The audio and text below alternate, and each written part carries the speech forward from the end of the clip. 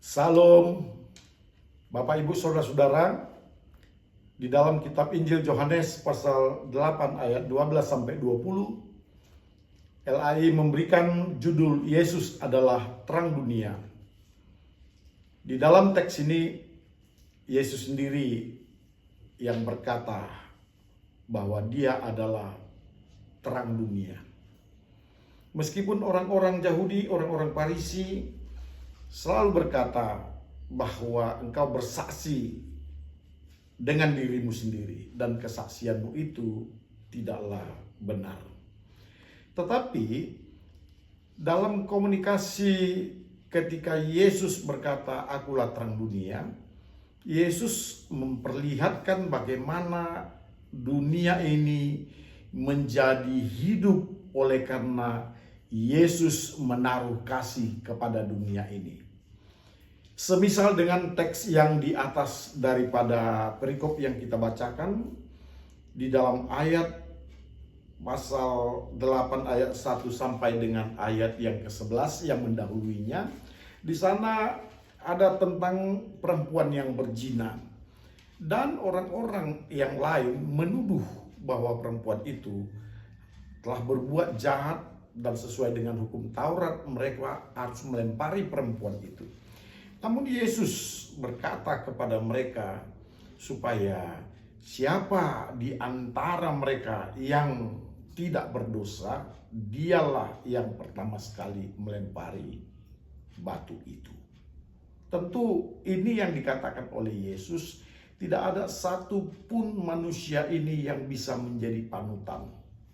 Tidak ada seorang pun yang bisa ditiru karena semuanya sudah jatuh ke dalam dosa.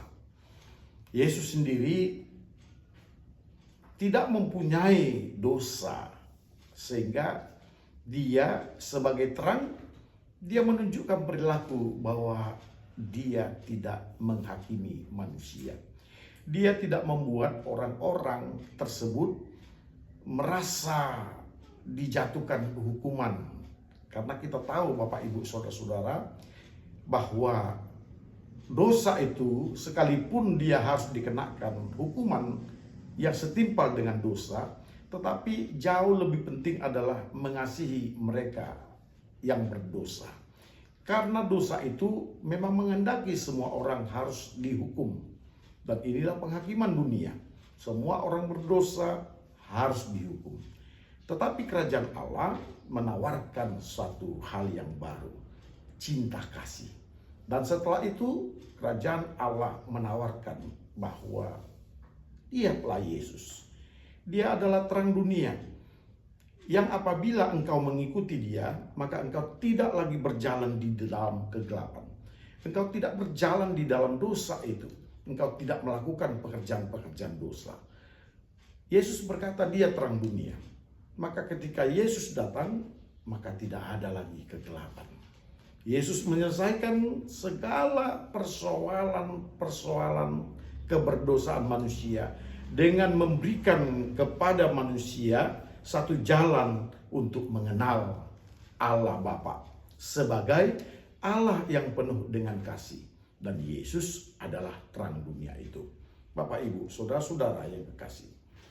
Di dalam hal inilah Yesus memperlihatkan keperbedaannya dengan guru-guru Farisi yang lain yang selalu menawarkan kepada setiap orang untuk dibebani melakukan hukum Taurat, tetapi ketika melakukan kesalahan maka orang-orang Farisi berupaya untuk melakukan penghukuman.